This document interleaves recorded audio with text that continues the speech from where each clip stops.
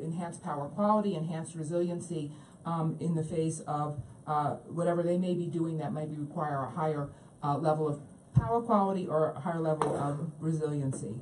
So we brought together today a panel that I think is going to really offer this customer perspective, some of the challenges. So we have a combination of customers and providers here to talk about how does a customer start to pursue a microgrid. What are the challenges? What are the connections that need to be made? And what are the partnerships that need to take place? And I don't know what happened to the slides. Touch the touchpad, maybe? I did touch the touchpad. It should wake it up. Okay, well, there we go. So here's our agenda for this morning. We're going to start with some keynote remarks from Mike Burns, who is the Chief Operating Officer of Source One, a Veolia company. Mike has a degree from the U.S. Merchant Marine Academy. He's been in the technical space for a long time. He was with Con Ed for many years in the field as an engineer. He's been an independent power side of things, and he has been at Source One for the last 16 years. Hailing from New York originally, Mike is, and maybe still, Mike is going to offer the perspective of a provider. So Source One, I think, is a very interesting company, and Mike will talk a little bit about that. I've heard it described a little bit as a buyer's rep as you get into these complicated negotiations as to how a customer pursues a microgrid. Following Mike, then, we're going to have three panelists who are going to offer some perspectives and comments, and then we're going to have a discussion among all of the panelists. So I will do introductions as we move to the panel, but I'm going to hand it over to Mike right now. Thanks, Jen.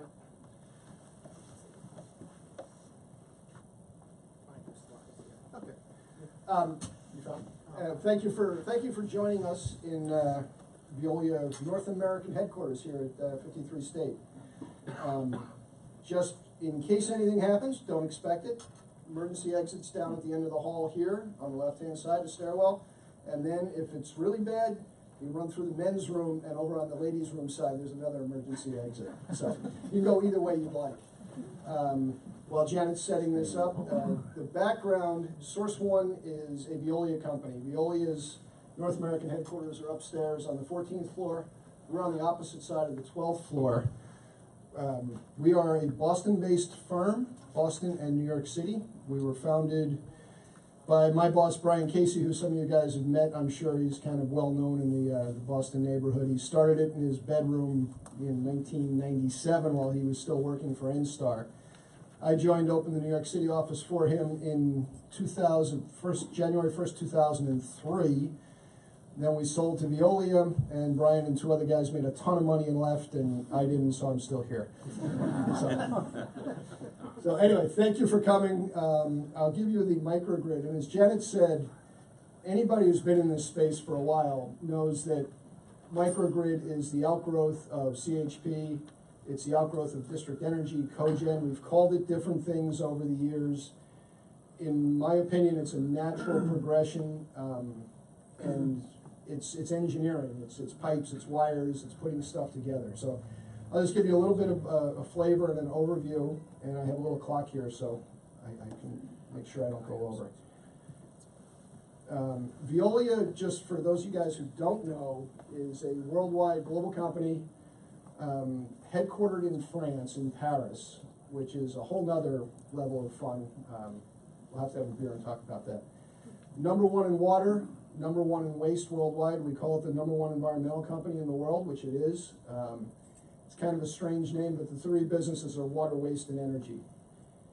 In North America, we have 7,500 employees. It's probably one of the larger companies that people don't know. They're spread across Canada and the U.S. We have a different group in Mexico that reports in down there. So when we say North America, we mean U.S. and Canada. Very large in number one in district energy. We run district energy systems, which is a natural outgrowth of microgrids. I'll mention that here. But the big systems are up and down the eastern seaboard. Boston, Trenton, Philadelphia, Baltimore, going out into the middle of the country, Oklahoma's, St. Louis, Kansas City, basically all your NFL type cities that have district energy. Just to level set, A microgrid, and I just want to get the terms out, I figured, before we start the day. A microgrid has got distributed generation inside, typically serving a campus, a utility, people, stuff like that. It has to have the ability to connect to the grid and buy and sell off the grid. And that's where you can both do it economically and use it for resiliency. An islanded grid, meaning you just sit there and you run by yourself, I personally don't consider that a microgrid. It's more of an islanded network system. And we see some of those. The term now with resiliency, microgrids starting to go over into that. You're seeing that in Puerto Rico. I have a little slide on Puerto Rico. We're spending a lot of time there. Puerto Rico's put a whole plan together to do microgrids in remote locations where basically PREPA doesn't want to run wires to it anymore. So they're calling them community microgrids. I would call those more of a community, an actual grid, a small grid, as opposed to a microgrid. So why do people do this? Of scale, people are doing this for two reasons. It's for both economics. It manages your money, meaning for years and years we did combined heat and power inside of people's buildings, and that was the pitch. It's like we can put our money into capital or somebody else's money into capital, and that money is then set, right? So you're not, it's like buying a mortgage. So you bought your plant, you pay that down, and then the energy cost goes much lower. And the other one now is both on cybersecurity and resiliency. Cybersecurity is obviously a huge thing. I saw somebody here this morning representing blockchain. Everybody is talking about it. We've got all kinds of problems. If you can disconnect from the grid and island, as long as the bug's not inside of you, you'll still be secure. Same thing with resiliency for weather events, which are becoming obviously worse. We're seeing every big city putting microgrid plans together as part of their resiliency. We're working in New Orleans. We're working with them on that. They've got a plan that NREL put together for them. They've got, Boston has one. I've got a slide on that. Puerto Rico, obviously, New York, San Francisco. This is what people have to do. This is the cost model. You can see the big blue chart here, right? This is your generation piece right now that you're paying. If you put in your microgrid, a lot of that generation piece becomes less, and more of your money shifts over into those fixed capital costs. So it makes sense. It can control your costs, and it gives people their own, you have the wherewithal to control your own destiny. No offense to our friends in the utility world. They're, in general, particularly in the Northeast and on the West Coast, they're very big on renewables. They're very big and very helpful in the microgrid space. Other utilities through the Midwest and the South of the country, not so much yet. But up here, the utilities are trying to figure it out. We're working with them. They're team members of ours. I know some of them are here this morning. And I think together we'll get to where we need to be. So now comes the actual, Janet made me cut down my slides. I have more. I could talk about this all day. So the microgrids as a group, I'll give you some plenty of time to ask my question. Yes, and I've got Jack Griffin's right here from Source One. Johanna, who's going to speak later, is the project manager of one of our very big projects in New York. So there's people from Source One sprinkled around that you can talk and catch up at the break. Microgrid does not mean micro size. You can do micro size. They're actually calling them nanogrids. I don't know what we're going to call them next year. But those are kind of cool. For a company of Veolia's size and scale, you can't make any money at it. So when we have this conversation here in Boston on the 14th floor with the boss, the first thing they think is micro means micro money. Not true. You can go really big, really of scale. These three projects are all ones that we're involved with. The Bank of America Tower in New York City, that's a LEED Platinum building. We were there when Douglas Durst, who was the developer, was assembling Times Square, the entire block. He was buying every pizza parlor out under different names. He assembled like 37 pieces of property over, no exaggeration, 30 years before he finally got the last piece. And then he built One Bryant Park, and he wanted to build a LEED Platinum. Very forward-thinking developer. Our piece was all the energy master planning. So that building has a 5 megawatt gas turbine in it. It has energy storage in the form of thermal, so it's got ice storage in the basement. It has gray water recovery, active air, lighting, shades. You'll be sitting in a meeting in the office and the shades will all of a sudden move. So he's got all that cool stuff. Biogen, Mike Cheney, from Biogen's here this afternoon. He'll be on a panel. They've got a campus out there, which Veolia, actually Source One, that was one of the first projects I did with Source One 15 years ago, was helping develop that project. So that's been up and commercial. Veolia has the operators in there. It's owned by Biogen, very successful, right here in Cambridge. Maytep, that's 85 megawatts. That's really big. So that's out of medical area, thermal energy plant. This is my favorite story, microgrid story. This is NYU, and what we call it the tale of two NYUs. We worked, I'm based out of New York still live in New York. We worked with NYU redeveloping, their campus cogen, which was down at Washington Square. NYU basically has two main locations in New York. They have the university, which is at Washington Square, and they have the medical center, which is up right next to Bellevue on the river on 31st Street. And we did a 13.5 megawatt cogen with the downtown campus for the school. And it was, we worked with them for a long time. We laid out all their buildings on a big map across a conference room table. They probably have 100 buildings around the square. And we just figured out how much we could connect.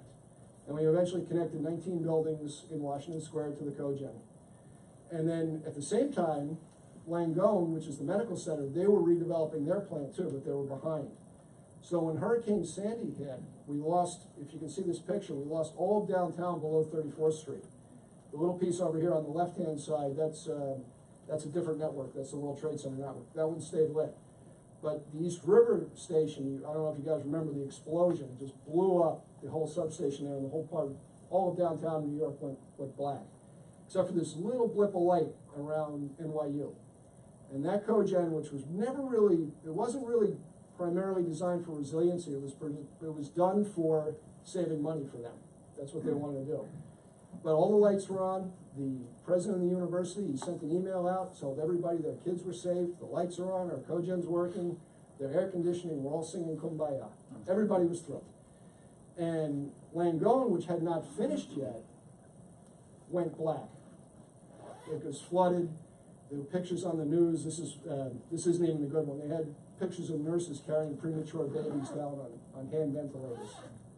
Into the street, into the storm, couldn't do anything, lights out. Langone was shut down for 4 months. Done, completely gone.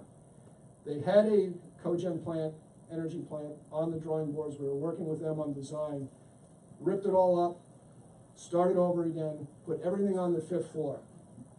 We're just going commercial right now. We're operating that for them. So it's actually going on 6 megawatts, 6 megawatts, all the steam. They needed to disconnect from Con Ed's steam system.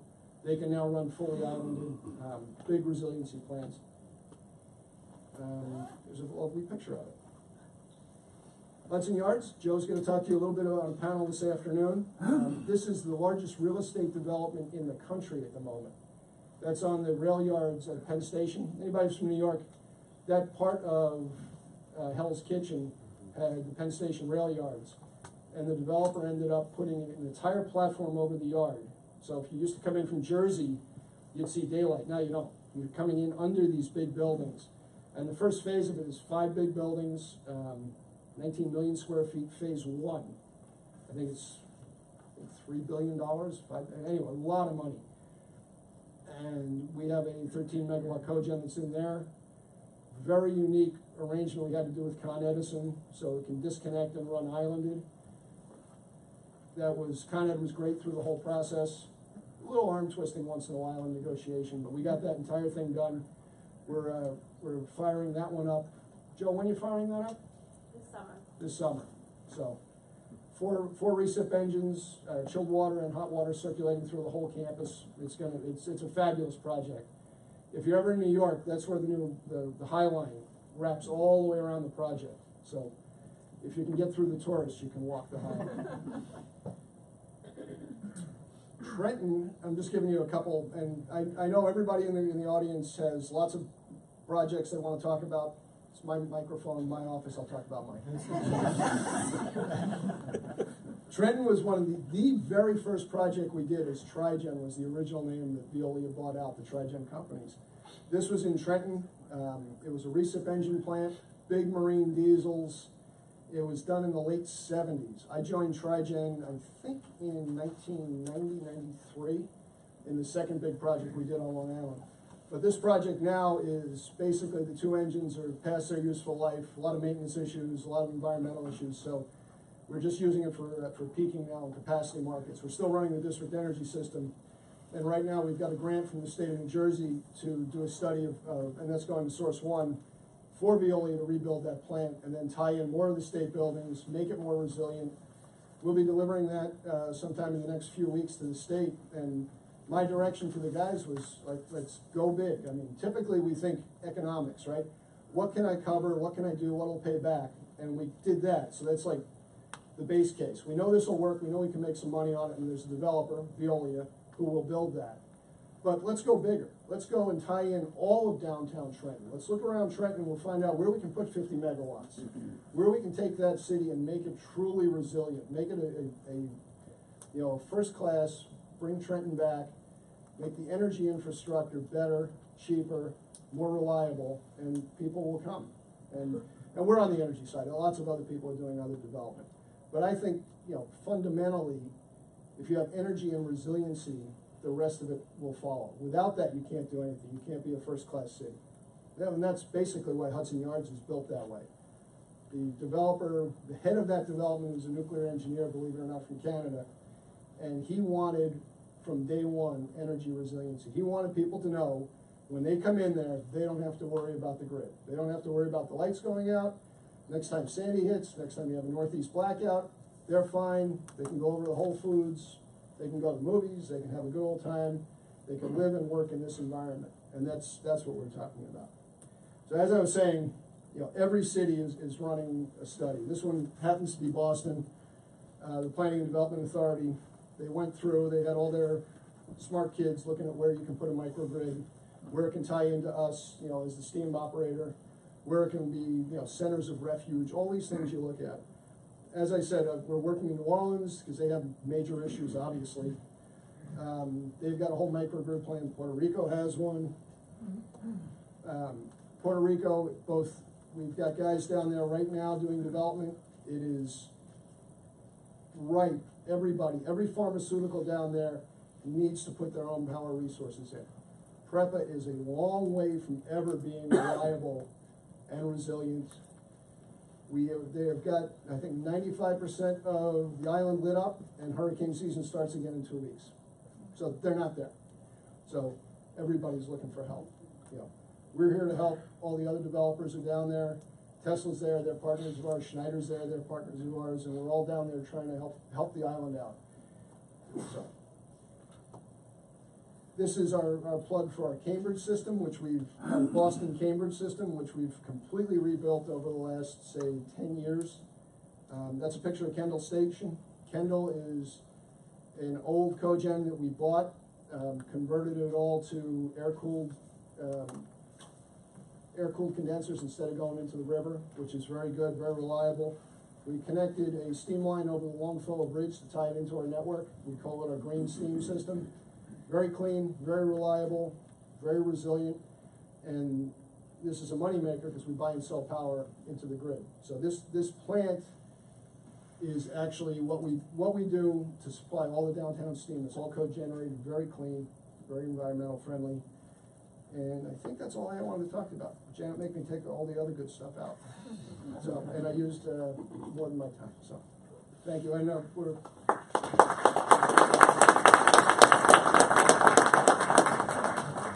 Thank you very much, Mike. And you did have a lot of other interesting slides that I know we wanted to hear from some of our other panelists as well. So you'll have a chance to ask them questions, and we will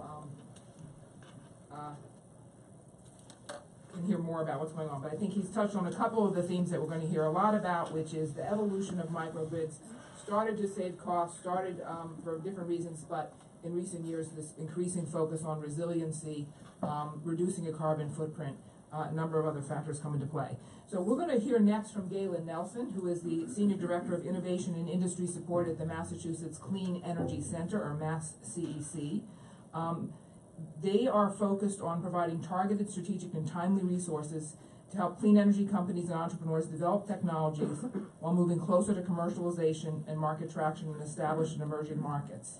There's a multidisciplinary approach there, strengthening workforce resources, informing market growth and policy, developing and managing competitive technology development, demonstrations, commercializations, grant programs, key, I think, catalyzers, if you will, trying to catalyze a clean energy market.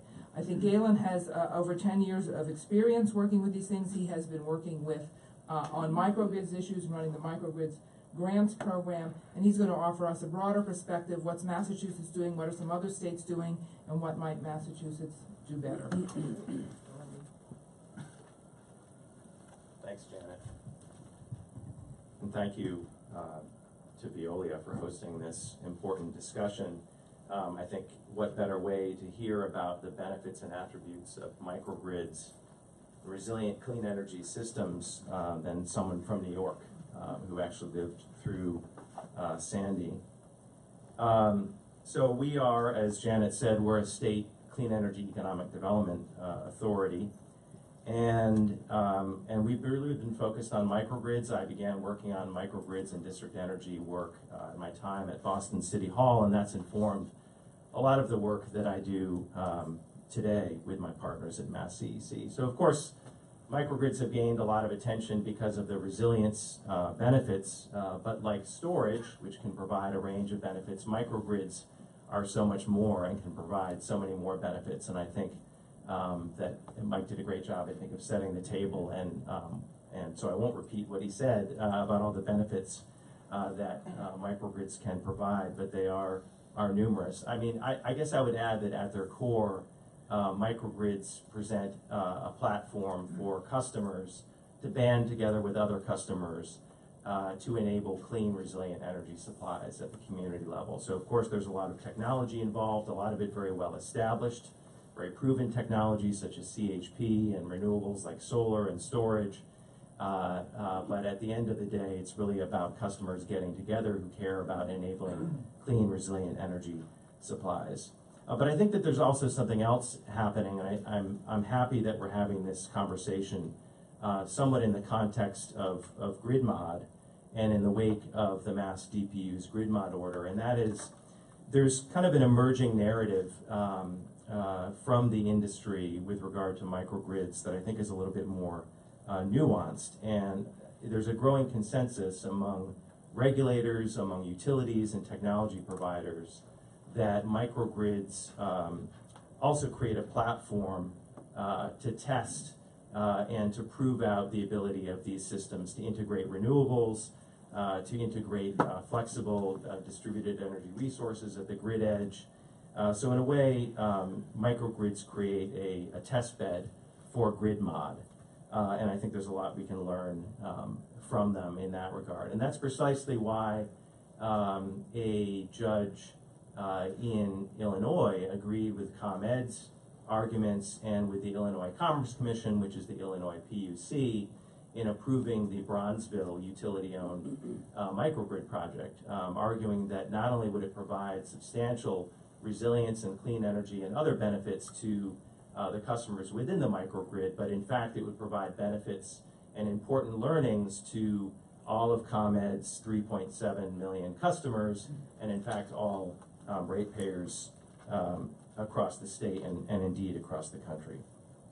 So this is of course Watertown. Apologies to the Eversource folks in the room who might have some trauma from looking at this, but clearly, you know, despite the excellent work that our utility partners have done to harden poles and wires, we continue to see an increasing number of storms and severity of storms and duration of outages, both across the state and around the country. So there's no doubt that resilience is an important driver with regard to microgrids. So if this is where we are now, this is certainly where we need to be headed and need to be.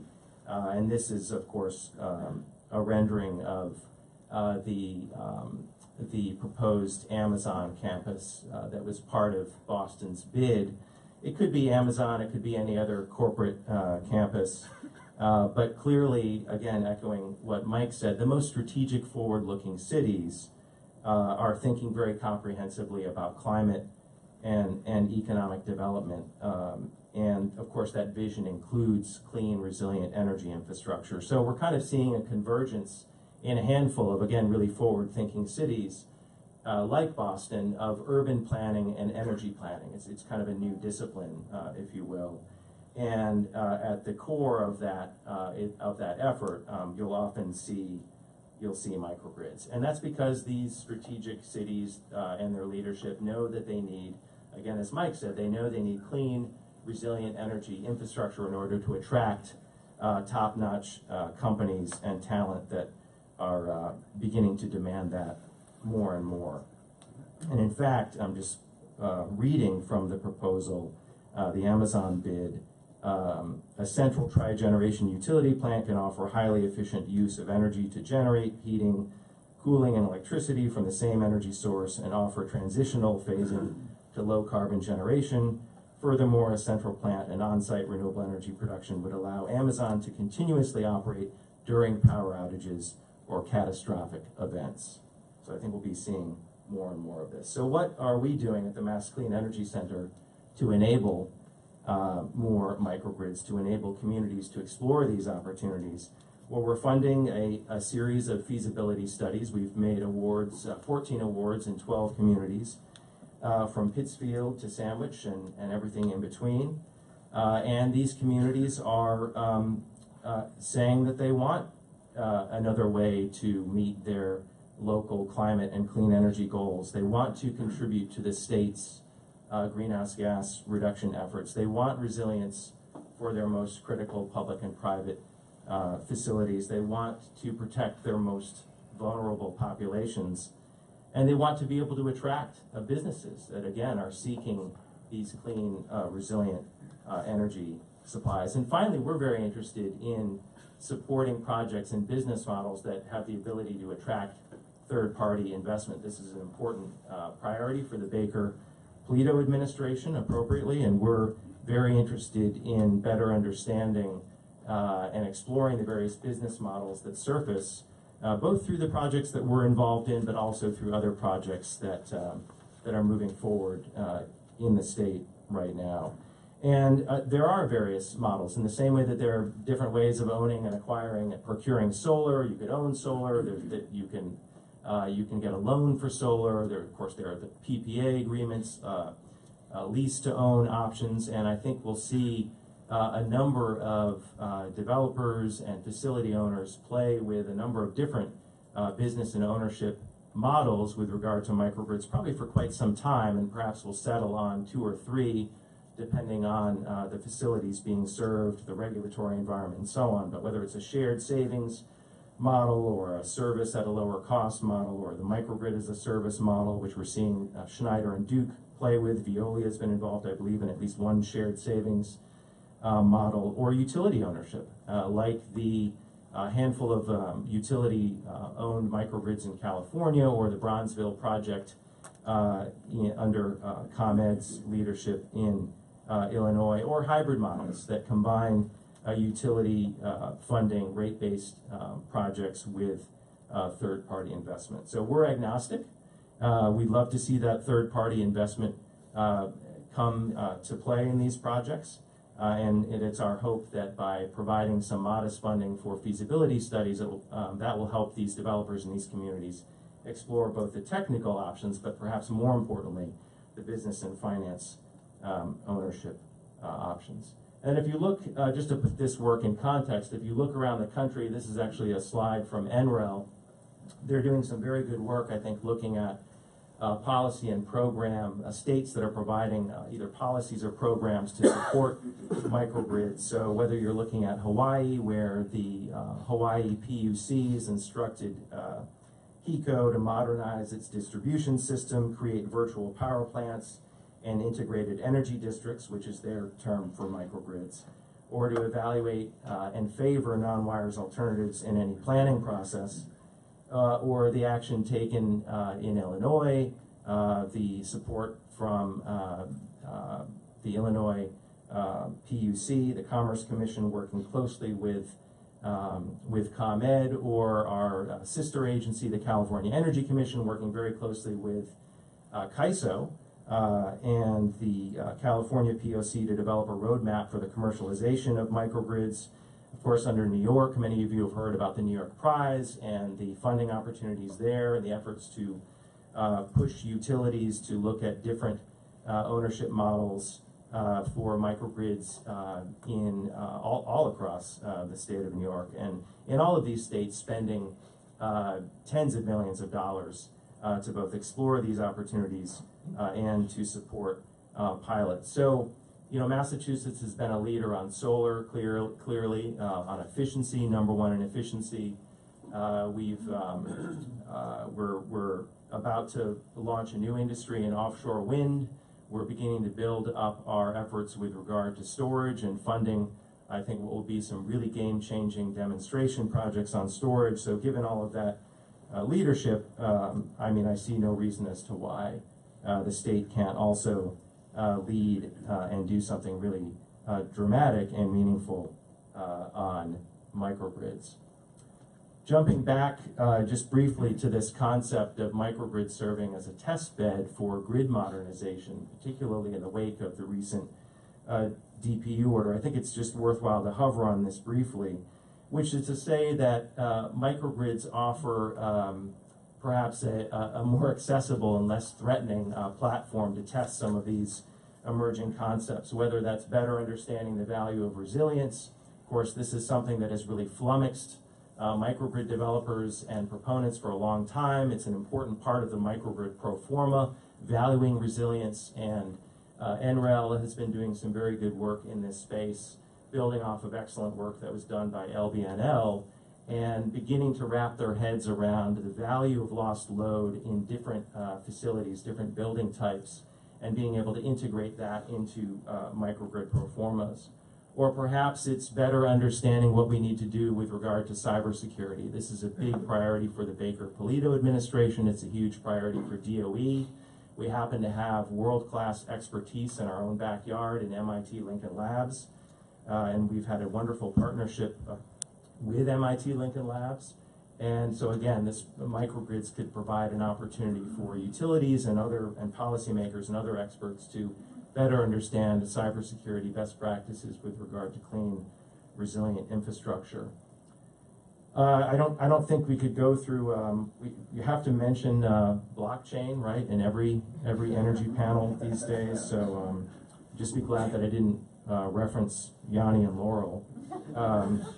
But here again, I think microgrids create a great opportunity for the dozens of startups and established companies that are working in this space, looking at transactive energy, particularly when the microgrid is operating in islanded mode in the wake of a widespread grid failure.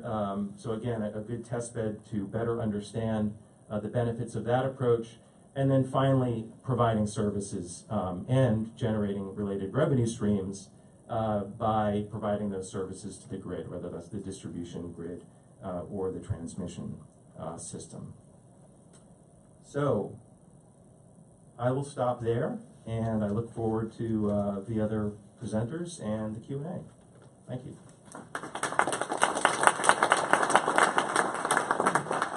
Thank you very much, Galen. So I think you get a little perspective then as to why the Commonwealth of Massachusetts is focusing in this area. And again, the same themes are coming through.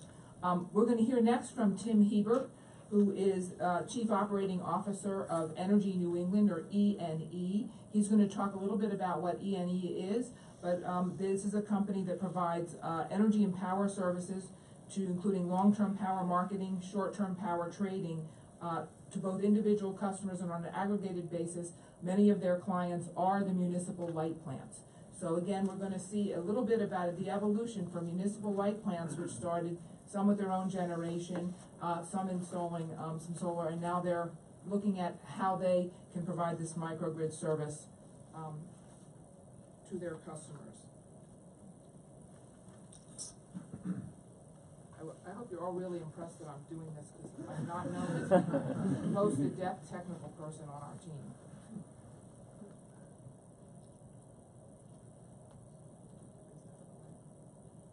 Is that you? That's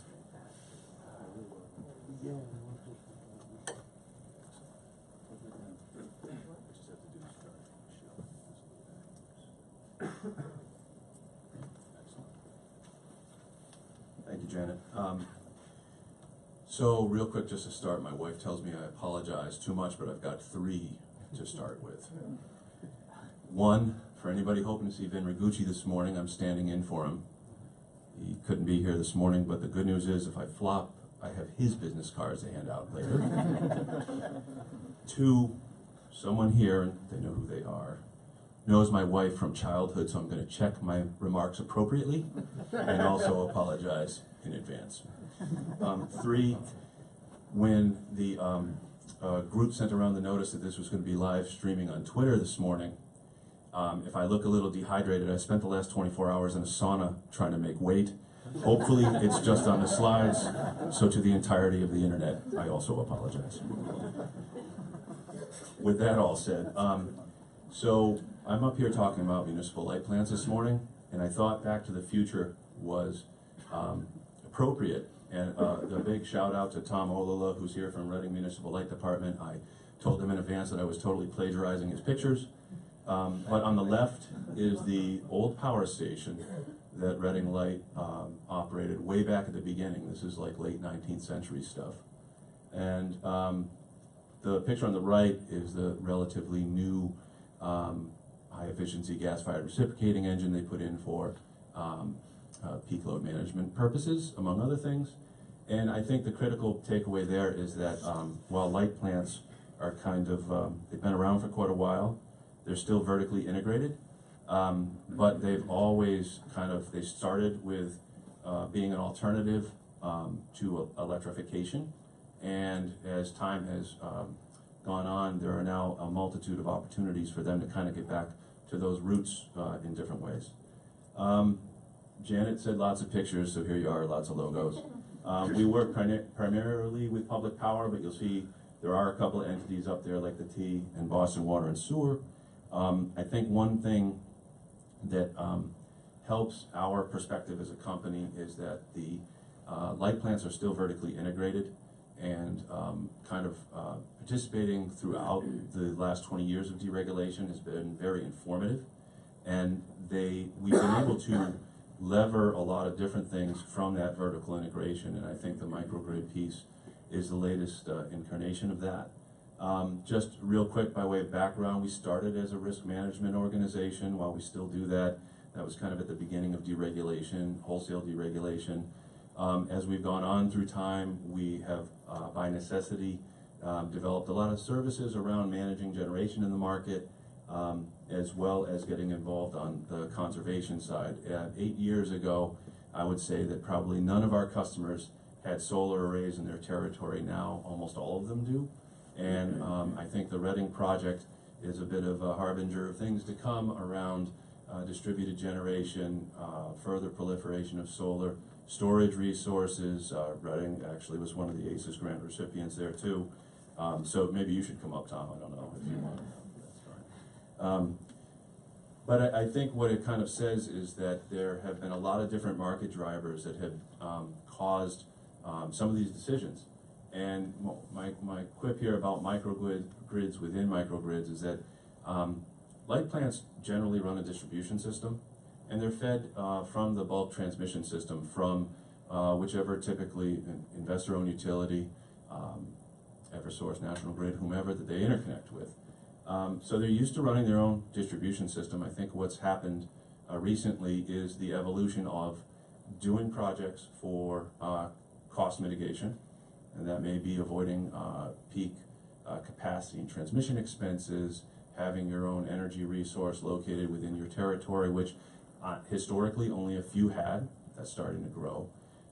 Solar came around over the last 7 or 8 years, largely because of the SREC program, and PPA prices were palatable to public power, so they pursued them.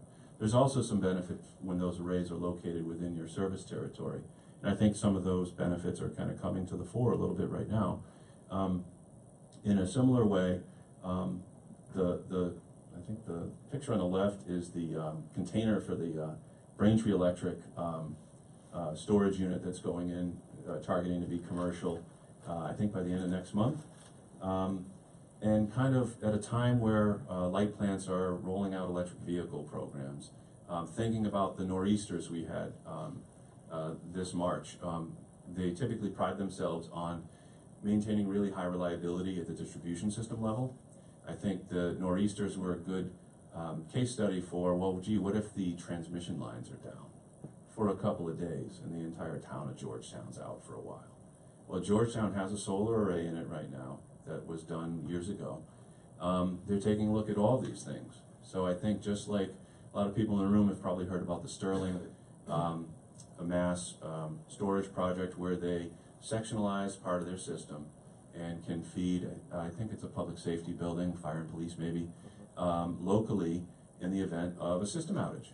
So they kind of chunked out part of their system that their battery can power, not for the 2-hour, 2-megawatt rating that it has, but for almost a week in the event of something bad happening. Bringing that home, our office happens to be in Foxborough, and back in 2011, we had an outage for 4 days.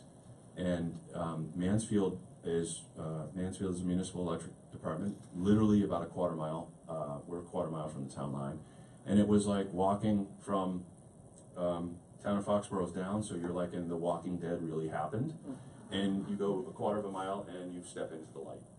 And so what we had to do to remain operational, since we're a tenant and our building is not okay with backup generation, they should be here, I don't know if they are, I don't think they are. We had to go find Wi-Fi to remain operational, which is really something else. So to me, that really brings it home. And plus it was worth the look on our IT manager's face when one of my folks brought in their home generator to light the server room. That was good living.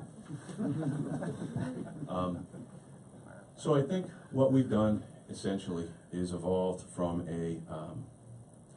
a focus on cost. Our customers are generally consumer advocates. I think they wear their cost structure on their sleeve at the end of the day. All the capacity, transmission, energy costs, whatever they have to pay, are because they're serving customers. And I think what this whole thing does is it's another view on that utility-customer relationship. And sometimes I think managing, say, for Georgetown, just the town of Georgetown allows for kind of taking the ability to lever that vertically integrated structure. More pictures. So top left is about a 3.5 megawatt solar array in Groveland, Mass. It's been operating for I think 4 or 5 years now already. They're looking at storage to augment not just the solar production, but again, from a resiliency perspective. North Shore was hammered, like a lot of the eastern side of the state, from storms this winter. Diagonally down to the right, this is actually the 2 buildings where in Fort Devens, the old Fort Devens, Devens Utilities, between these 2 buildings there's a little over 3 megawatts of rooftop solar. It's a lot of roof. Devens is about a 22 megawatt utility. I think they have about 12 megawatts of solar inside their territory. So that's a bunch. They're looking at storage. They're looking at reciprocating engines, and I think the next piece is tying a lot of that together. Somebody said microgrids don't have to be small. The top right picture, I kind of cheated. That's Braintree's Watson Station. So it's in the market. It's a 116 megawatt 2 combustion turbine, but Braintree has set up itself back to before Y2K to be able to island the entire service territory in the event of a grid outage. So that's a pretty big microgrid. And they test that every now and then, so hopefully it works, because they're our fallback if we go down. And at the bottom left is the Sterling battery installation, which has been operational for a little bit over 1.5 years. And while it kind of, there's, you know, the kind of the vestiges of traditional utility planning are in here, I had to throw the load curve in, and I stole that from Tom too. So there you go, Tom, third plug. But so part of it is the obvious, right? We want to reduce peak charges, we want to fight the duck curve that solar's causing, and like a Devon's 12 megawatts on a 20 megawatt load, that's a lot of production at midday on a sunny day, maybe not so much today. But they need to manage that, and I think where we were formed 20 years ago to be a risk management company, the perceived action, if you will, in the market was going to be on the wholesale side. I think now it's a little bit more on the retail side, and how the sleepy old distribution system is now kind of where a lot of things are actually happening. And I think we're heartened by the fact that a lot of our customers are able to look at the economic justification for doing a lot of this, but I think this winter is a great recent example of why there are some other drivers too. And while light plants are exempt from a lot of the mandated programs, I think what we found, what we've tried to maintain is that we and they are active in a lot of the same spaces as the rest of the state. So I think there's a lot of opportunity coming down the road. And as we saw solar projects proliferate, we're now seeing an awful lot of folks looking at storage, evaluating those opportunities, both at kind of wholesale at the substation level, and also how that might play with, say, a really large commercial customer, or critical load, et cetera. So, those are my comments. Thank you. Thank you very much.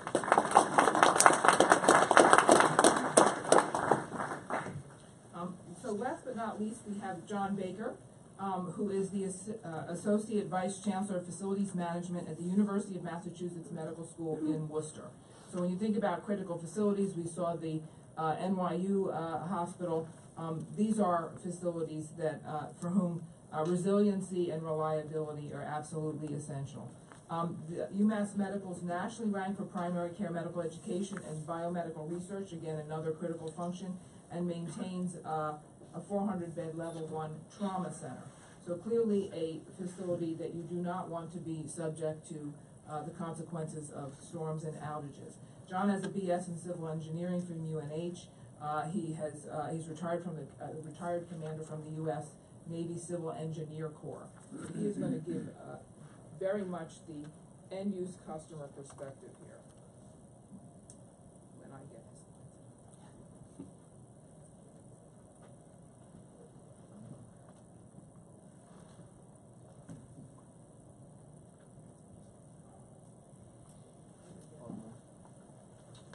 So I'll go ahead and get started as we pull up the information here. I think the important part of my job is managing and supporting three major mission areas on the campus.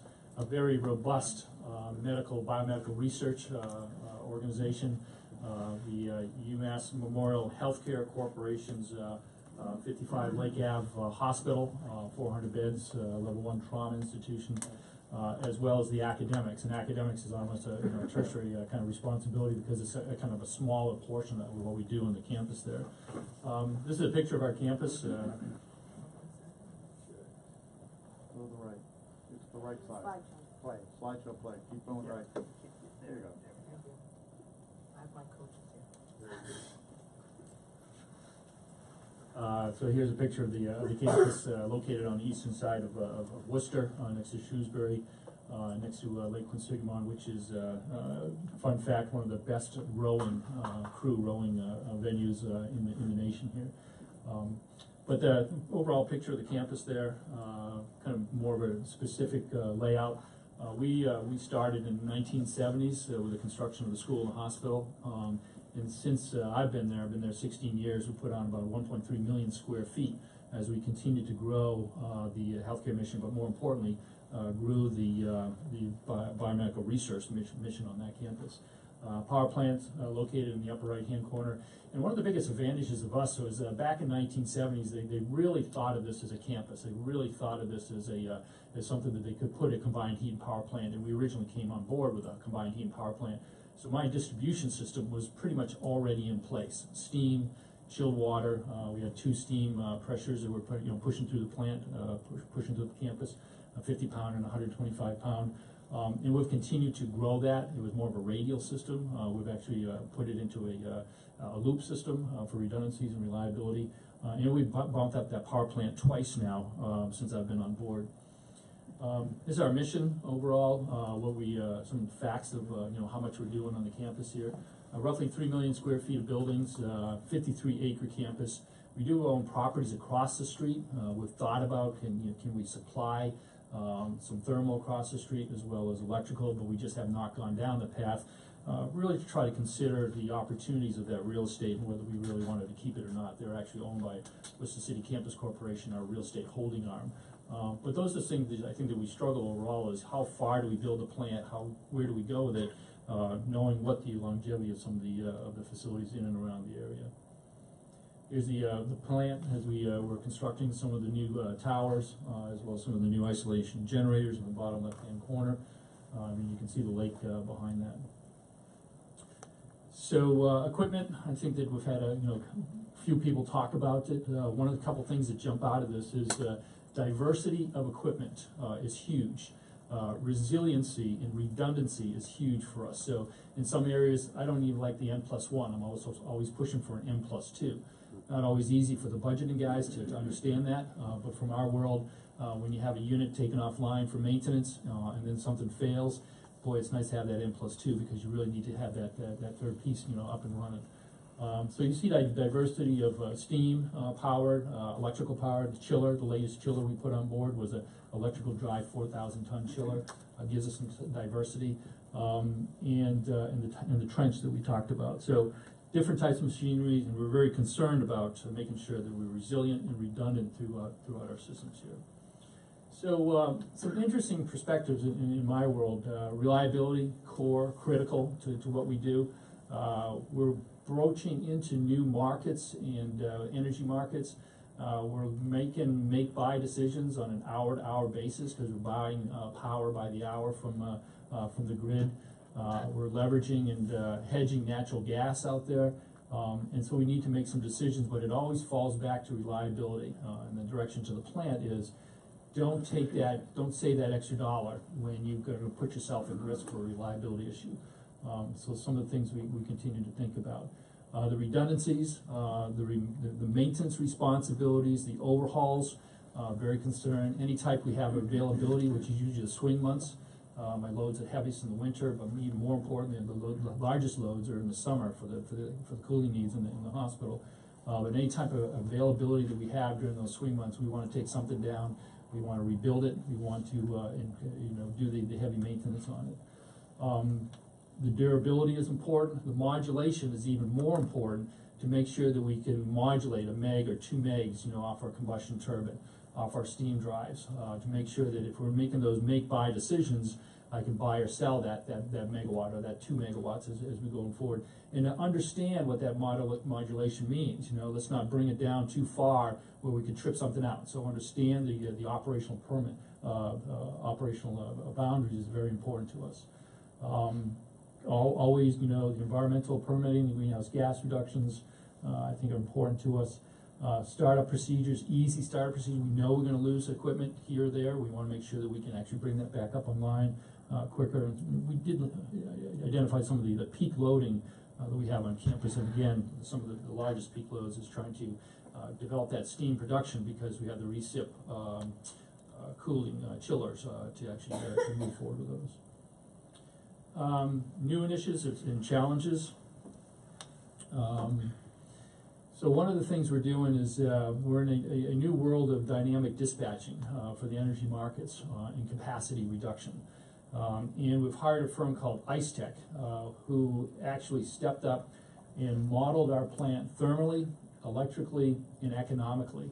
One of the things we struggled with over the last 4 or 5 years was what piece of equipment are running, and is it the most efficient lineup that you have for the needs that or for the demands downstream. NECEC was able to come in and do that. NECEC, and we're very happy with what they've been doing and working with us. They're out at Princeton, MIT. We went, did due diligence on them before they came here. But it's all real time. I can go on my iPhone now and I can see where the plant's running, which is great. In the middle of the night, when you get a call and there's some problems, you can actually see what the plant's doing and what piece of equipment may or may not be on. So we're trying to understand what these new energy markets are, and if you've been tracking those, you almost need a PhD, at least from my side, to try to figure out what they are, what the baselines are, when do they establish the baselines, and when you can actually, show that you're actually, when you're buying or you're selling some of this new energy out there. We've always been in the capacity market. We know that here comes a cap day. We do everything we can to drop our loads down on those cap days, bring everything back up to speed. But now we're managing the demand charges more and understanding what those are, and again, the buying and selling of the energy out there, as well as frequency marketing. Is that a market that we want to get into? And I think that's the one that requires us to actually have automatic dispatching into our combustion turbines. So are we willing to do that? We can put the Brown's parameters around that, only meg or half a meg or something like that. But do we want to tie off, or is there certain times that we don't want to play with that because surgeries are heavy at 7 a.m. to noon or something? Maybe we can carve that out. So some of those operational parameters we want to do. We want to get back into a true island mode, and we have a big project to build out new enhanced relay systems and coordinate a new and high-speed load shedding system. Our point of common coupling, for various reasons, was all the way inboard into our plant in an E-bus, and now we're bringing that back out to face N-Grid at that time, so we can have that instantaneous disconnect that we needed Tuesday night. If you were in Connecticut or in Western Mass, Tuesday night was a big problem. Recapitalizing the plant and equipment, continuing to push forward with the budgeteers and the finance folks to gotta continue to invest in this plant, and we got a pretty substantial deferred maintenance backlog, and we need to make sure that we're tracking our life cycles. Energy storage, we got a grant to study what energy storage means to us and how and best way to deploy that. Data analytics is a huge thing. The amount of data that's coming in and the ability to extract it and to give some meaning to it so that I can use that to support different things is critical. And NECEC has done a really nice job on that. Guys hate it that I can actually sit at my desk, do my own analytics, my own trends, and I can actually see what's happening out there to kind of have that challenge with the operators in the plant. And then the staffing. If you're working a plant with the economies, the economics that we're dealing with today, finding the right people to come in as operators, as maintainers, as business folks that understand this business, that can work with us, is a huge challenge for us. And I believe that was it. So those are my comments. Thank you. Thank you very much.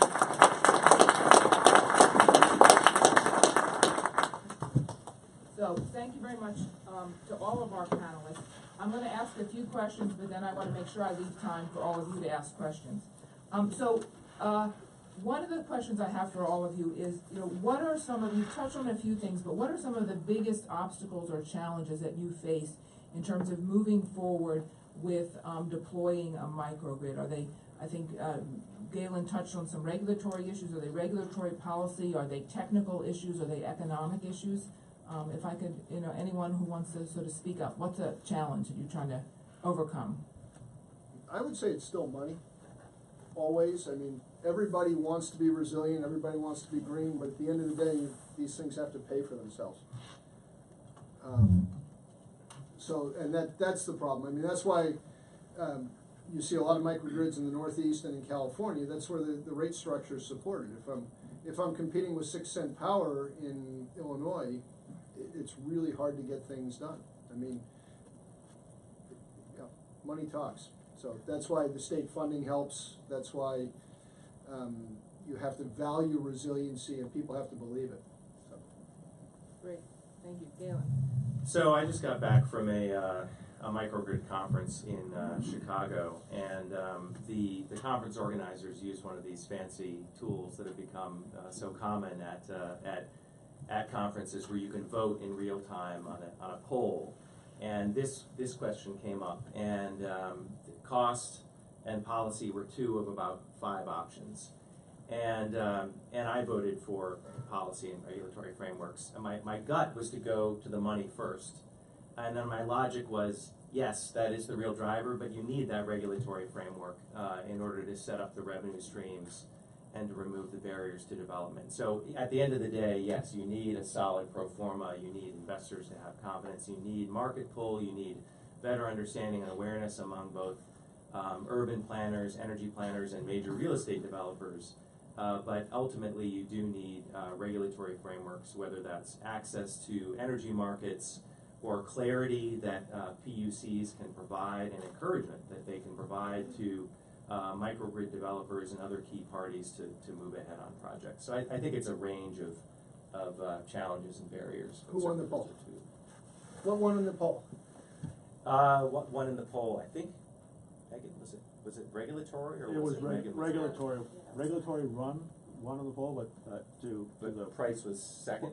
And a Cost. question to you, Galen, because you had mentioned it earlier, that you see an alignment between regulators, utility, and technical providers, which is where, like, as you know, I was at the same conference, that was dominated with that profile. What we don't see in that mix is the end-use customer, or the value that's being rendered to the market, which at the end of the day, when we're facing towards delivering the greater good to the community, or to our individual clients and customers and industrial might, it's the dollar that matters. Right. And I would agree that there are, despite the fact that I think we're seeing more sophisticated customers, they still represent a minority as far as the Amazons Yes. and the Novartises that are aware of this and really think that this needs to be part of their corporate sustainability plan. They're committed to it, their employees are committed to it. Maybe following up on that a little bit, how are customers or potential customers connecting with providers? I think we've seen a little bit here at the evolution. The MLPs were generators, they're now looking at how they can island. Veolia has been around a long time. This is sort of the outgrowth of CHP. I did my graduate thesis on cogen in Boston. That was longer ago than I'm going to admit. But I think as customers are looking at the consequences of outages or deploying renewables, how are they connecting with providers? Anyone? From our perspective, providers actually being NGrid. I'm thinking microgrid providers. So how do you connect with a Veolia or another company that is in this space? Or is it NGrid or is it Eversource? Well, I'm going to answer the question. I get maybe a little bit off, but I think there's a huge discussion with NGrid, in regards to our interconnection agreements, how that's aligned. And one of the biggest problems we're challenged with right now is how long they're requiring us to stay online during grid events. We want to separate very quickly. They want us to hold on. And by holding in there for longer periods of time, you're talking, cycles, things start to trip off on board, so it's a major impact to us. So we're going to continue to work with them to try to figure out better ways to come up with that modality there. Veolia and Source One, we've used them in the past, especially Source One, for technical advice on what types of equipment to buy. When we were bumping out the plant, 2009, we get that plant up and running in 2012. There's a wide variety of things to buy and what to do to continue the growth of the plant. We struggled with a pushback from the financial folks, and they'd say, "Oh, it's just a new building. Throw some boilers and chillers in the new building and don't connect." And we had to show and prove that by connecting to the plant and bumping out the plant, that it was cost effective. There's other buildings we didn't tie in. We only tied in chilled water and steam, but the power came off the street. So that was another challenge we had. So we have to continue to show that we are cost effective in that plant, and that over the long run we can be more cost effective with maintenance and operations. If I could, a shameless self-promotion for Source One and Jack and the team in New York. There's a lot of microgrid providers. There's everything from the brand new startups, the guys working in some incubator that are doing a microgrid controller or a solar developer, and then all the big companies are in it, and it is confusing as hell. And if you start with one guy, generally that person is trying to sell you something. So that's why we like to say, go to somebody who's neutral. Veolia would ultimately like to operate a plant, but that's not what our driver is at Source One. We're here to give good advice, to get people through the entire maze. And sometimes it doesn't work. We were at a military base last week, and they were very interested in microgrid, and I said, it's just not going to work for you guys. You're doing residential. You're breaking this up into 1,200 residential apartments. you have no thermal loads, the best thing we can do is to turn it back to the utility, in that case. Other places, we've had the same advice where it makes perfect sense to put a microgrid in and put in your cogeneration. But all these things have to be looked at, and you need somebody to help you guide you through it, so. Tim, are you providing that kind of service for some of the MLPs? To an extent, yeah. I think part of it's follow the money. I'm reminded a little bit of when solar was really expensive 20 years ago, trying to make business cases by valuing externalities. And I think as, you know, like I said when I was up there, when the regulatory framework was such that solar was being strongly supported in the Commonwealth, that kind of brought developers out of the woodwork. No offense to anyone. But that's kind of what happens. And I think similarly, storage right now, flavor of the month, it's still kind of expensive. Again, no offense. But it is. And so that programs like the ACES grant awards help spur additional development. So I do think it's a little bit of follow the money with the right regulatory overlay.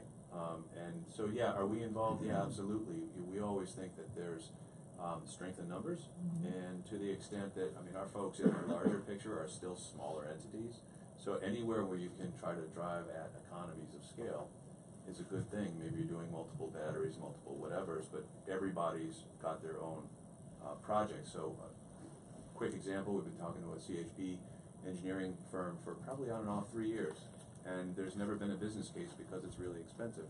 I think the storms this past winter helped bring in another way of valuing some of that gap.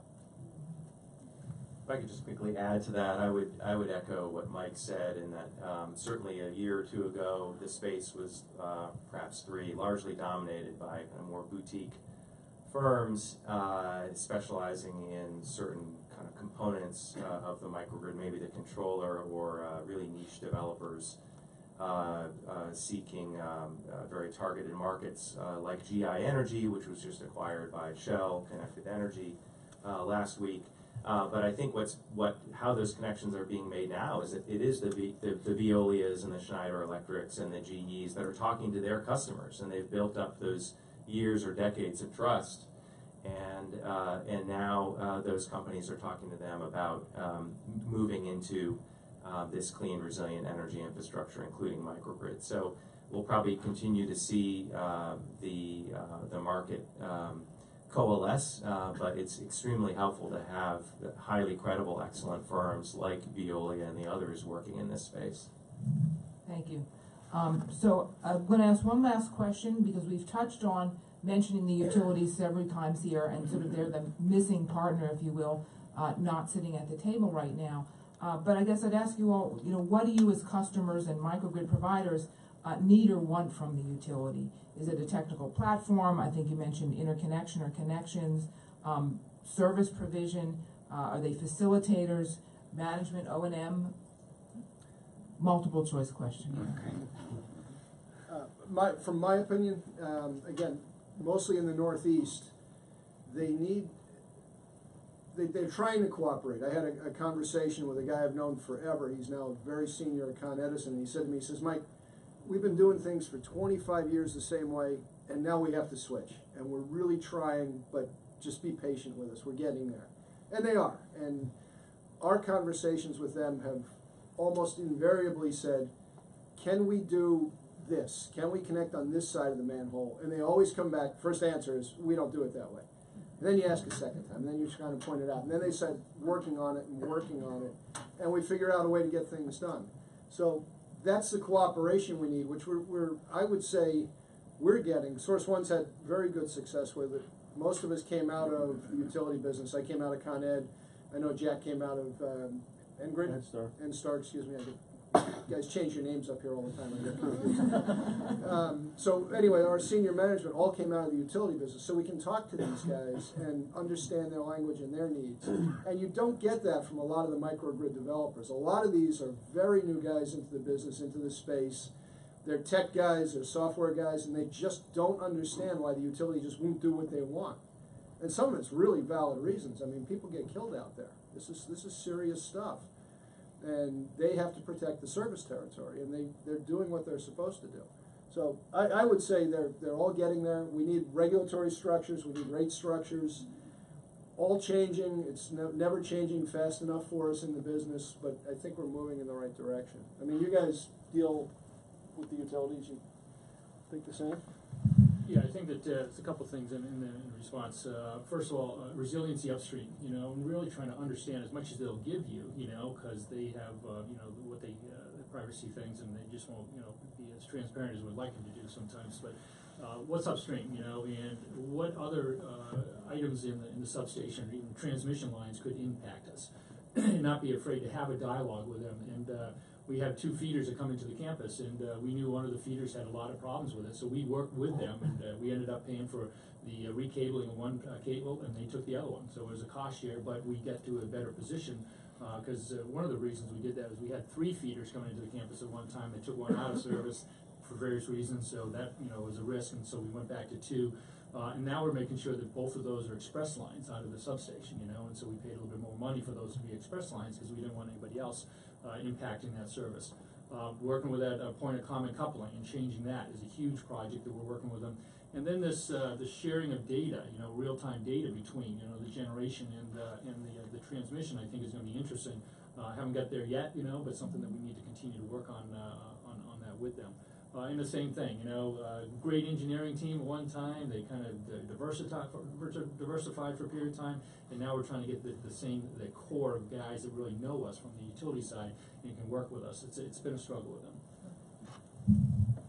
And Galen, Tim? Yeah, I could. I think that we're very happy and proud of our really good and solid and long-standing dialogue with our utility partners, particularly at Eversource and National Grid, who have been involved in this discussion, and it hasn't always been easy, to be perfectly candid. And I do think that we're bumping up against a lot of inertia in the way that things have been done, literally for a century. And but there's no doubt that the utility business model is changing and needs to change, and I think we're kind of in the midst of that change right now. That said, what would be helpful, I think, if you look at what I would call kind of a policy or a bill that is rooted in frustration, the move in Washington, D.C., the ordinance to require greater transparency with regard to distributed energy resources.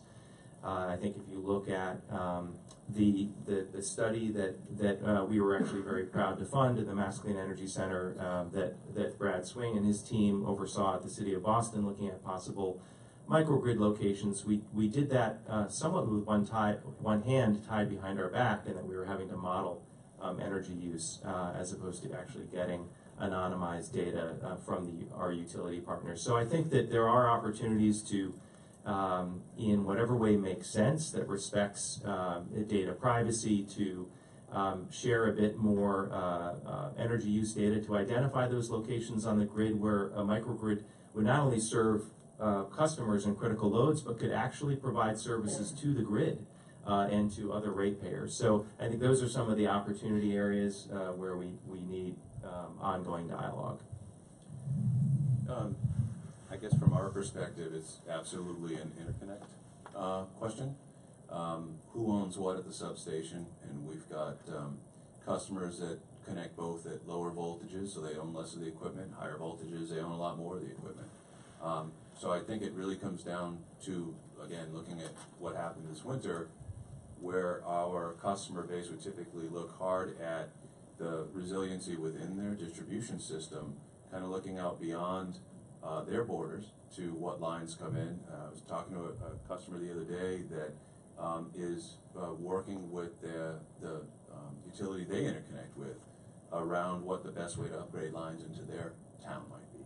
And so they might be, same kind of thing, they might lose some service because trees are down on wires and poles are coming down, but if the substation isn't energized, they're not going anywhere. So I think they're kind of opening up and looking a little bit bigger picture. Great, thank you. So I want to give you here in the audience a chance to ask some questions. We have a mic runner, so if you want to ask a question, let Albert No, Albert's brand new. This is his first day, so welcome, Albert. And he will bring you the mic. So I think your first customer is right there in front of you. And if you can identify yourself. Yes, Todd Isherwood, the Green Project Manager. Hey, thanks so much for today's discussion. I know you talked about hurdles in general, whether they're regulatory or monetary, but let's get specific. Here in the Commonwealth of Massachusetts and the city of Boston, have any regulatory hurdles been identified right now? And you talked about building a framework. Who is working on that framework, and what is the timeline on that? Gail, and that might be for you. We're all looking that way. Yeah. Pass. I think we're all working on that one. I think that's right. I think there's a lot of good discussion about what some of those, what the right policy framework might be. I think that, as I mentioned earlier, NREL is looking at models around the country. California is studying this very closely. I don't really think, frankly, anyone's figured it out. Part of the reason why we've put funding on the street for microgrid feasibility projects is that we wanted to, in a way, to force the conversation. We knew the communities were asking for this. We wanted to accelerate discussions between communities and project developers and our utility partners, and hopefully, in doing so, we will, I think, enrich and accelerate a much-needed discussion around what those business models might be here in the state of Massachusetts that will fly in our regulatory framework, or perhaps inform how that regulatory framework might need to change ever so incrementally to allow such projects. Thank you. Brad, why don't you? Seems like a good segue. I'm Brad Swain, Director of Energy Policy and Programs at the City of Boston Mayor's Office. Municipal light plants, towns seem perfectly suited for this new era of microgrid district energy development, still vertically integrated. I'm dealing with an investor-owned utility and a big city. I have one of Galen's feasibility assessments for a marine park assessment.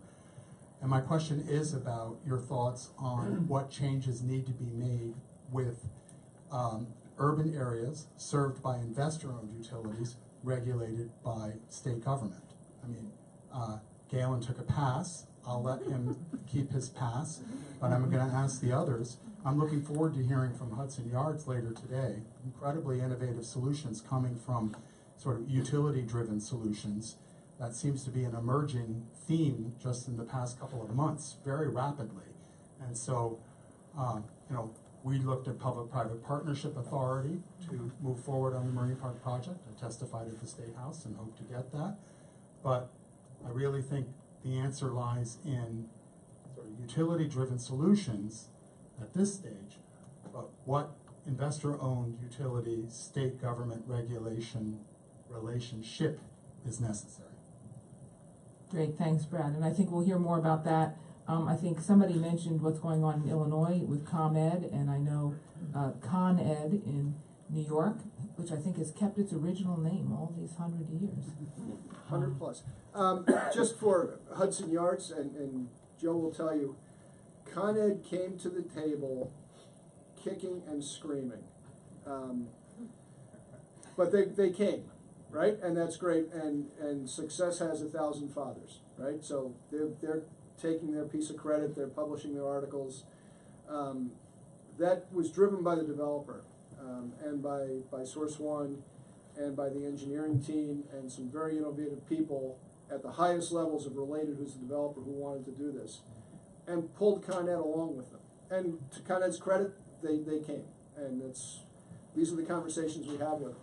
So, but they need a real project to get done, and they want to, but there's so much going on, and there's so much noise in the marketplace that if you're not the right project with the right people, ConEd or NSTAR, they're not going to deal with you. They don't have the time. What was the role of the city of New York, municipal government? The city was very helpful in just prodding all the people. They were part of the kickers on ConEd. plus the state and the Public Service Commission. And everybody wanted to get the right thing done. And it was very much, I can tell you, when they first laid it out, Con Ed's interconnection killed the project. It was $100 million of gear and space. Space in urban development is so valuable. They're charging us in the pro forma, even for the cogen we have, they're charging us $400 a square foot, which in my opinion is absurd. But they could have put a steakhouse up there instead of a cogen, and that steakhouse would have paid that rent. So this is what you're dealing with. Any other questions from the group? Tom is gonna get his chance now. Hi, Tom Olola with Reading Light. One of you put up some numbers there on dollars per hour for the value of resiliency. A little bit of background on how you arrived at that. Is it lost revenue or other things? Yeah, so that's based on some work that was begun by LBNL. It's been improved a few times. I'm forgetting the citation for those particular figures, but what NREL has done is it's taken those figures, value of lost load, on a dollar per hour basis, and looked at that in a very granular way at different facilities and compared that to the cost of energy resilience technologies, whether it's solar plus storage or microgrids, as a way to begin to put a kind of to allow for a comparative analysis, to be able to price resilience so that developers, project developers and facility managers can begin to look at, well, this is what it would cost, or maybe there's an insurance rider that could also, that might also be a factor, a facility paying for additional insurance to protect against, for example, frozen food losses, right? How does that compare to the upfront cost of a solar plus storage system that's islandable or a microgrid? Hopefully that's helpful. Thank you. So I think maybe one more question, then I'm gonna hand it back to Peter. Jim?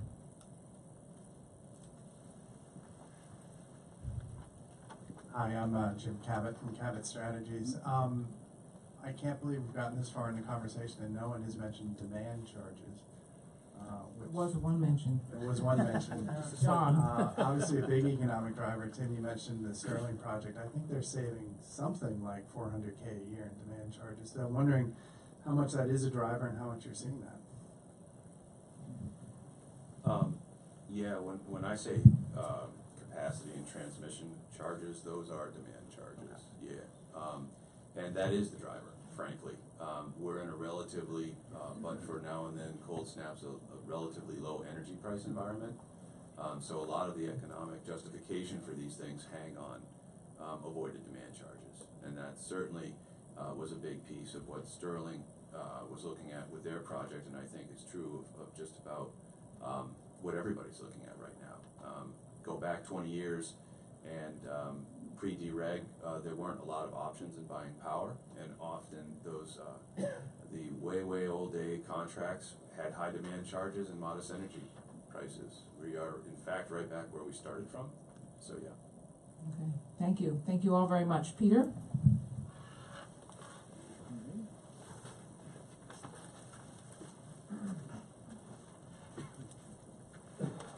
All right, well, thank you, Janet. Thank you to the panel. And before we actually do the final wrap up here, I just wanted to share a couple of other updates. First being the next of our Emerging Trend Series events is on the future of energy efficiency. It's on July 11th in Boston at Mintz 11. Please join us for that. I think is the Eventbrite is up now, I believe, or about to be. Yeah, it's about to be. Watch your member news announcements, and you'll get the link to be able to register and be part of that. This is also an area where there's a lot of new technologies around strategic electrification, around smart buildings that expand the kind of building envelope and HVAC kinds of investments that have been going on in a robust way for quite a while. And all of this actually does connect into how to manage distributed energy in more integrated systems. So very relevant to piggyback on today's conversation. And then there's several other events coming up. The most immediate being next week, our Massachusetts Clean Energy Day, our lobby day at the State House here in Boston. This is there's an open event for everyone during the speaking portion at noon, and then we break up in teams and meet with individual legislators, and that is a member activity. If you're not signed up yet, please let us know and do so immediately. We'd love to have you join us. We also have an event coming up in New York City on June 20th. This is our 3rd annual Clean Tech Financial Innovation Summit, looking at the financing models, new models around ways to support these sorts of things, distributed energy, other sorts of application areas. So please follow the link and register for that. And then a little bit further out, 2 major events coming up this fall. One is our Green Tie Gala here on the right on October 25th. That is our largest event of the year for NECEC. Please join us again. This is our 11th annual Green Tie Gala. On the left-hand side of the screen is a brand new event, Horizon 18. NECEC, MassCEC, and a partner from Denmark called World Climate Limited, who's a global conference organizer, have launched this new global clean economy solutions summit here in Boston, October 10th and 11th. It is very much the kind of event to convene and connect the kind of developers of new systems in our clean energy arena, microgrid storage, others, and customers, whether it's in commercial real estate, whether it's cities, whether it's communities, whether it's states, whether it's campuses. This is a business to business and business to customer convening and business development opportunity. And we will be having global participation, so we want to make sure our membership is able to take advantage of all of this. So please let us know. We've got some flyers on that as well. And with that, I think we are wrapping up for this session. One other quick announcement. This room is going to be changed over, so for networking, we can go back out where the coffee is.